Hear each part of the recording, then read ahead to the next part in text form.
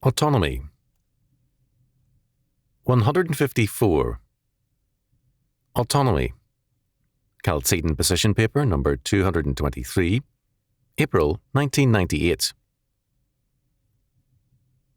The goal of man in his sin was and is autonomy, to be his own ultimate, his own God.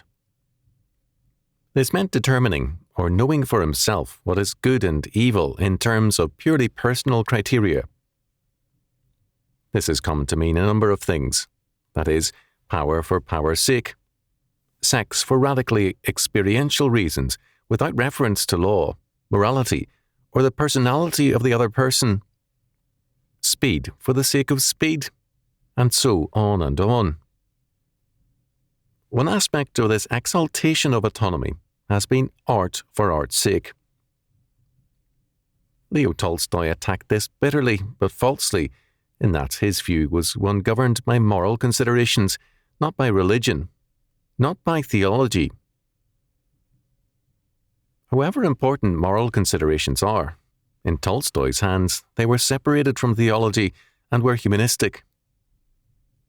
We now have science for science's sake, and the theological questions raised about certain types of investigation are seen as intrusive and extraneous.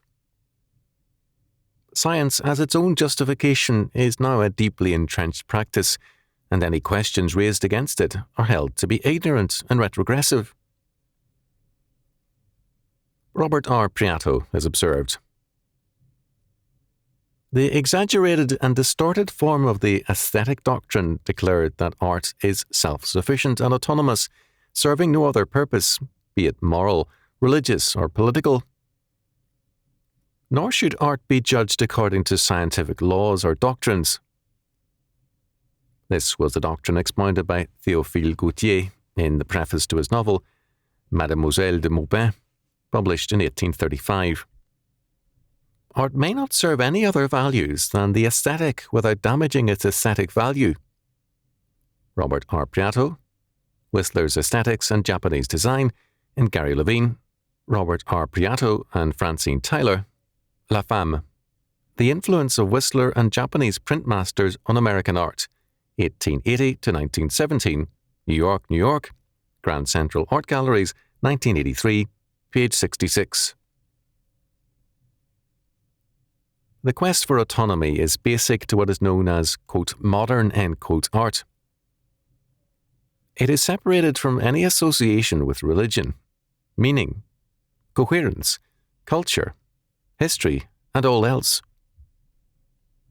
It is the autonomous expression of the artist, and the more autonomous it is, the more successful is the composition. Art for art's sake is an expression of original sin, of man's insistence on autonomy from God. It is an aspect of the premise, man for man's sake. Not surprisingly, almost all people today expect to go to heaven, if they believe in a heaven at all. After all, by what standard can they be excluded? They may be dissatisfied with themselves, but God has no right to be, because man is an autonomous creation, which means that none in heaven, hell, or earth has any valid ground for rejecting them. One spoiled modern man confessed once, when drunk, to his wife of his involvement in various evils. She already knew him to be a sadistic torturer and a depraved man. When, later, she reproached him for his evils, his answer was that none had a right to judge him except himself. This is the logic of autonomy. Every man becomes his own God and universe, and no one else has the right to judge him. Jesus Christ requires judgment according to God's law. Judge righteous judgment, John chapter 7, verse 24. But his requirement that our judgments avoid the personal for the biblical criterion is passed over, and "Judge not, that ye be not judged," Matthew chapter 7, verses 1 and 2, a requirement that our standard for judgment be not personal, is routinely misused to mean no judgment. Antinomianism is related to this quest for autonomy because God's law is, among other things, a criterion for judgments.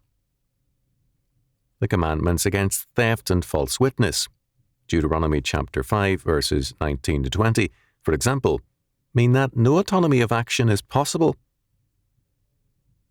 Because there is no autonomy in these spheres, or any other. There is no immunity from judgment. Autonomy means deliverance from judgment. It also means autonomy, ostensibly, from God. The autonomy of reason from God is basic to rationalism. Both its concepts of reason and God are false. For rationalism, reason replaces God as the judge of all things, and, quote, the bar of reason, end quote, gives us a new judgment seat for all things. Genesis chapter 3, verse 5 makes clear that man's original sin, to be his own God and his autonomous source of determination, is his continuing offence. Romans chapter 5, verse 20 tells us that the law entered that the offence might abound, but where sin abounded, grace did much more abound. As Herman N. Rirabos observed, the law increases sin in fallen man by bringing out his resistance, fury, and hatred of God. The law provokes sin, for sin shoots forth like a bright flame when the law is applied to forbid it. Sin properly manifests itself in its very nature, wherever the law raises its voice. Paul discusses this fact in a remarkable way in Romans chapter 7, Revised Standard Version. Our sinful passions were aroused by the law, verse 5, and further on in the same connection. What then shall we say?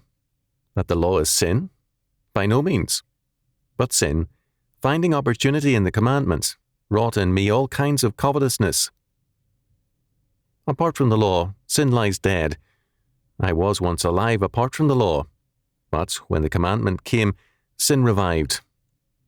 For sin, finding opportunity in the commandment, deceived me, and by it killed me. Verses 7 to 11, Herman N. Rirabos, When the Time Had Fully Come, Grand Rapids, Michigan, Eerdmans, 1957, page 67. The law exposes the heart of sin, its enmity towards and hatred of God.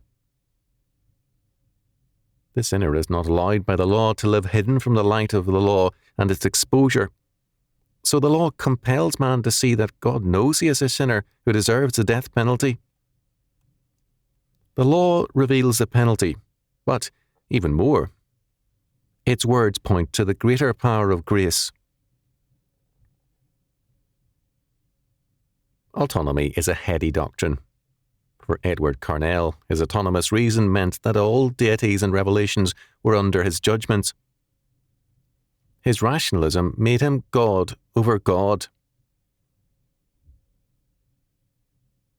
Cornelius Van Til, in discussing S.U. Zoudemus' analysis of the philosophy of William of Ockham, pointed out that Zoudemus saw that, for Ockham, man was ultimate. Ockham's God is made in the image of the, quote, free man, end quote, whose image and whose nostalgia is lawlessness. Cornelius Van Til, The New Hermeneutic, Phillipsburg, New Jersey, Presbyterian and Reformed, 1974, page 183. Because autonomy means literally self-law, autonomy and antinomianism, meaning against law, that is, God's law. Autonomy is the logical goal of man in his revolt against God. Autonomy is manifest in many ways. In the man's revolt against God, in the woman's revolt against God and men, in children's revolt against discipline and authority, and so on. In every sphere of life and thought, autonomy invites anarchy. Van Til rightly observed that the choice is between autonomy and theonomy, self-law and God's law. In the 20th century, churches have succumbed to autonomous spirituality, divorced from God's law on the one hand, and autonomous rationalism. Creatures made by God argue solemnly on the proofs of God, when the very idea that anything can exist without God is ludicrous. Instead of autonomous man, the sovereign God must be the starting point of all thinking. Autonomous reason ends in irrationalism and blasphemy.